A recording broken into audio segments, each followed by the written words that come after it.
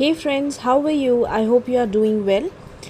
तो आज हम स्टार्ट करने वाले हैं बड़े ही इंटरेस्टिंग चैप्टर के साथ, that is the preamble of the constitution. Preamble आप सभी जानते हैं, जब हम कॉन्स्टिट्यूशन की बुक खोलते हैं तो फर्स्ट पेज पे प्रियम्बल होता है। प्रियम्बल हमने पिछले चैप्टर से पढ़ा था कि 13 दिसंबर 1946 को जवाहरलाल नेहरू ने इसको ऑब्जेक्टिव रेजोल्यूशन के तौर पे पास किया था एंड ये फाइनली प्रियम्बल की तरह अडॉप्ट हो गया था ऑन 22 जनवरी 1947। तो बहुत लोगों में कन्फ्यूजन होता है कि preamble is a part of the constitution और नॉट, और whether it can be amended और नॉट। तो ये हम डिटेल में आगे पढ़ेंगे और ये भी देखेंगे कि प्रियम्बल में क्या क्या ऑब्जेक्टिव्स हैं, इसकी इंपॉर्टेंट कीवर्ड्स क्या हैं और इसे समझने की कोशिश करेंगे। So let's start. ओके, तो जब हम प्रियम्बल को देखते हैं, अगर देखिए, सबसे पहले तो मैं ये कहना चाहती हूँ कि अगर आपको ये प्रियम्बल लर्न हो जाता है then it's well and good, अच्छी बात है, आपको बाय हार्ट लर्न होना चाहिए। अगर नहीं भी लर्न होता है तो जो इम्पोर्टेंट कीवर्ड्स हैं वो आप इसमें देख लीजिए। तो देखिए, जब हम इम्पोर्टेंट कीवर्ड्स इसमें देखते हैं तो इसको हम देखते हैं, ये देखिए। तो जब हम इसमें इम्पोर्टेंट कीवर्ड्स देखते हैं तो ये देखिए लिखा है sovereign, socialist, secular, democratic, Republic. अब देखिए, ये जो जिस ऑर्डर में लिखा है ना, कभी कभी ये ऑर्डर भी पूछ लिया जाता है, sovereign, socialist, secular, democratic, Republic. तो ये क्या है ना, ये हमारा nature of the Indian state को दिखाता है। तो ये हो गया। ऑब्जेक्टिव्स क्या हो गए, देखिए, जस्टिस, लिबर्टी, इक्वलिटी, फ्रेटर्निटी। मतलब अगर हमें वेलफेयर स्टेट ऑब्टेन करना है तो ये ऑब्जेक्टिव्स हैं जो हमें फॉलो करने पड़ेंगे। Then in our constituent assembly which was adopt कब किया गया था, 26 नवंबर 1949 को। ये तो हम जानते हैं, बहुत ही हिस्टोरिक डेट है। तो अब हम समझते हैं कि जो इम्पोर्टेंट कीवर्ड्स हैं इनके मीनिंग क्या है।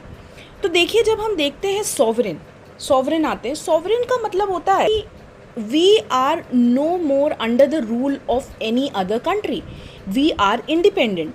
और हम इंडिपेंडेंट हैं in taking our own decision, और हमारे इंटरनल अफेयर्स में कोई भी बाहर का पार्टी या ऑर्गेनाइजेशन इंटरफेयर नहीं कर सकता। मतलब we are free to take our decision on our will. Okay, फिर है सोशलिस्ट। देखिए, सोशलिस्ट है a country that adheres to the ideals of socialism. Socialism क्या है? सोशलिज्म इज़ एक तरीके का आप टर्म समझ सकते हैं where a government tries to ensure that there is equal distribution of resources, equal distribution of wealth, किसी भी तरीके की इकोनॉमिक इनइक्वालिटी ना हो, पॉवर्टी एंड करने की कोशिश करती है। तो आप समझ सकते हैं एक वेलफेयर स्टेट को अडेयर करने के लिए ये सारी चीज़ें वो अडॉप्ट करती है। सेक्युलर वर्ड काफ़ी ज़्यादा चर्चित रहता है इंडिया के कॉन्टेक्स्ट में, हालांकि आजकल काफ़ी ज़्यादा होने लगा है इस वर्ड के ऊपर।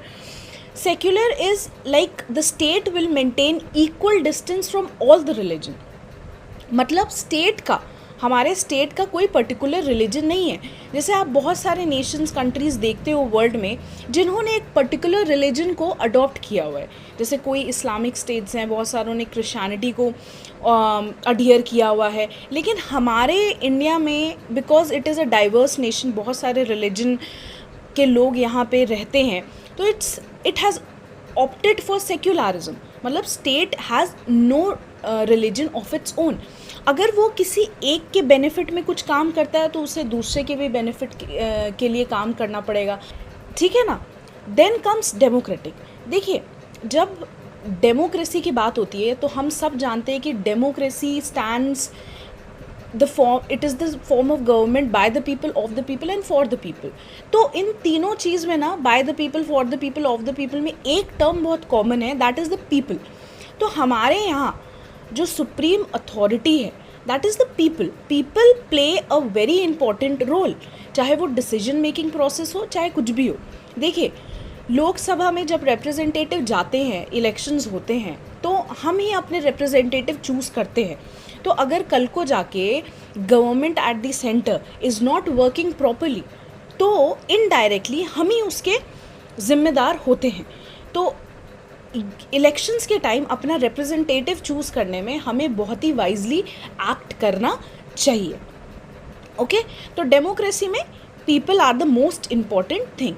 लेकिन आप ये याद रखिए कि कॉन्स्टिट्यूशन सबसे ऊपर होता है, कॉन्स्टिट्यूशन के ऊपर कोई नहीं होता, चाहे वो गवर्नमेंट हो चाहे वो पीपल ऑफ इंडिया हो, no one is above the constitution.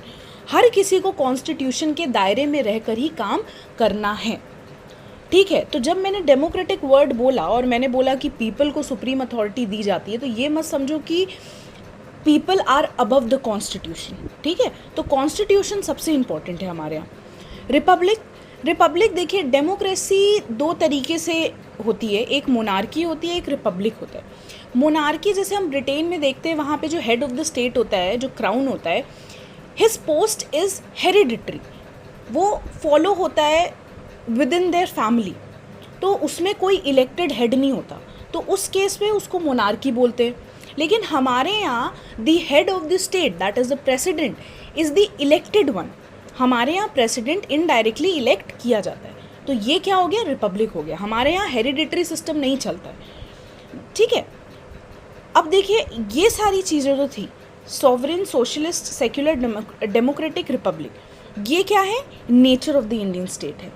Then हम पढ़ते हैं जस्टिस, लिबर्टी, इक्वालिटी, फ्रेटर्निटी, ये क्या है, ये हमारे हो जाते हैं the objective that should be obtained by the Indian state. जब हम जस्टिस की बात करते हैं तो हमारे प्रियम्बल में 3 टाइप के जस्टिस हैं, that is social, political, economic. जब हम सोशल जस्टिस की बात करते हैं तो इसका मतलब ये है कि सारे सिटीजन्स को इक्वल ट्रीटमेंट दिया जाए, irrespective of any caste, sex, religion, creed, colour, ठीक है। जब पॉलिटिकल की बात बोला जाए तो हर सिटीज़न का irrespective of any, again, caste, creed, colour, सबका पॉलिटिकल डिसीजन में इक्वल हिस्सेदारी होनी चाहिए। हम ये नहीं कि एक पर्टिकुलर रिलीजन को ही पॉलिटिकल फील्ड में एम्ब्रेस कर रहे हैं या उन्हीं को प्रमोट कर रहे हैं और बाकी सबको नहीं कर रहे हैं। देखिए, एक टाइम होता था जब वुमेन का पार्टिसिपेशन नहीं उतना था, लेकिन आज के टाइम में वुमेन भी उतना ज़्यादा पार्टिसिपेट कर रही हैं पॉलिटिकल फील्ड में हो, चाहे किसी भी रिलीजन, किसी भी कास्ट के लोग हों, everyone is participating, everyone is giving their share in the political field. Economic क्या हो गया, there should be no discrimination. Economic inequality जो होती है, किसी भी तरीके का डिस्क्रिमिनेशन ना ही सोशल फील्ड में, ना ही पॉलिटिकल फील्ड में और ना ही इकोनॉमिक फील्ड में होनी चाहिए। Okay, then liberty means the absence of restraint and at the same time providing opportunities for the development of individual. अब देखिए, रिस्ट्रेंट जो है 2 तरीके से हो सकता है। कभी कभी कोई इंडिविजुअल होते हैं जो सोसाइटी के इंटीग्रिटी, यूनिटी पे डेंजर की तरह काम करते हैं, like the terrorist group and various other people, तो उन पे रिस्ट्रेंट लगाना ज़रूरी है for maintaining the social order of the entire nation.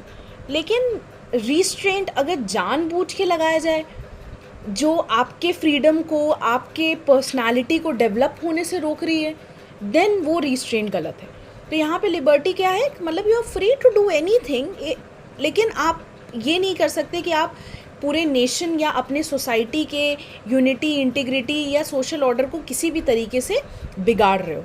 Then providing opportunities for the development of individual, तो वो साथ साथ चलता है। जब आप रिस्ट्रेन नहीं करोगे तो बटन ऑब्वियस है कि इंसान का जो पर्सनालिटी है उसका डेवलपमेंट होगा ही।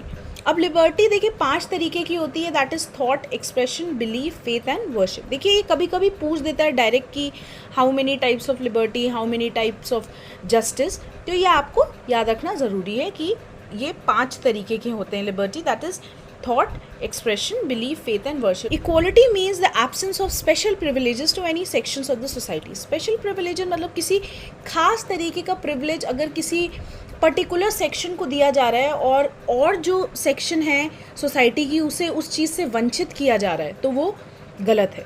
तो इक्वालिटी होनी चाहिए रिस्पेक्टिव ऑफ एनीथिंग। इक्वालिटी हमारे यहाँ 2 टाइप्स की हैं, एक स्टेटस हो गया, दूसरा हो गया अपॉर्चुनिटी।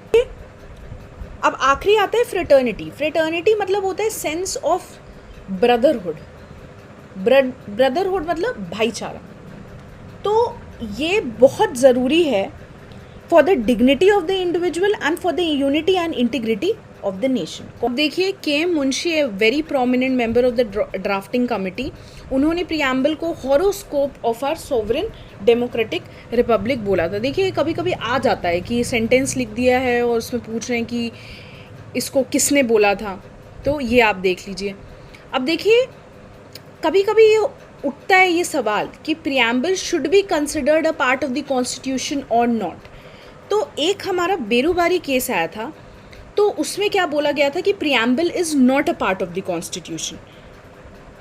फिर केशवानंद भारती केस आया था 1973 में, जो कि बड़ा ही हिस्टोरिक केस है। उसमें ये बोला गया था कि preamble is a part of the constitution.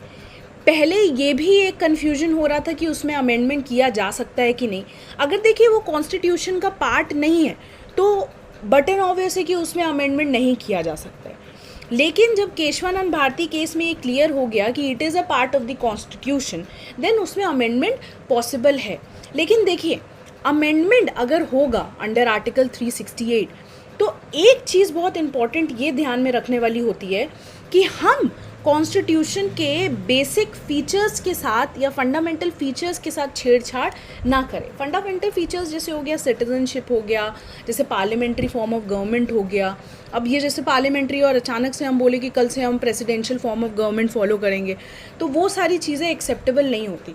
तो अगर किसी भी तरीके का अमेंडमेंट किया जाए तो वो तब तक ही वैलिड है जब तक कि वो कॉन्स्टिट्यूशन के बेसिक फीचर्स या फंडामेंटल फीचर्स को डिस्ट्रॉय नहीं कर रहे। ठीक है, तो प्रियम्बल में देखिए अभी तक बस एक ही अमेंडमेंट हुआ है, that was the 42nd amendment act in 1976, और उसके तहत 3 इंपॉर्टेंट वर्ड्स को ऐड किया गया था, that was socialist, secular and integrity. ठीक है, तो इतना याद रखिए, बस एक ही बार हुआ है और वो भी कब हुआ है 1976 में। देखिए 2 चीज़ ध्यान रखने वाली है यहाँ पे। देखिए सेकेंड पॉइंट में मैंने लिखा है कि it is neither a source of power to the legislature nor a prohibition on the powers of legislature. तो ये चीज़ हमें नहीं देखना चाहिए कि प्रियम्बल से हम अपना सोर्स ऑफ अथॉरिटी डिराइव कर रहे हैं या प्रियम्बल किसी भी तरीके के प्रोहिबिशन की तरह एक्ट कर रहा है on the powers of the legislature. Second ये है, it can not be enforce in the court of law. जैसे हम देखते हैं ना फंडामेंटल राइट्स अगर एनक्रोच होते हैं तो हम डायरेक्टली कोर्ट्स अप्रोच कर सकते हैं। ठीक है, लेकिन इस केस में ऐसा नहीं है, ये नॉन जस्टिसिएबल है। ओके, तो प्रियम्बल के लिए इतना काफ़ी है। Meet you soon with the next chapter. Till then take care.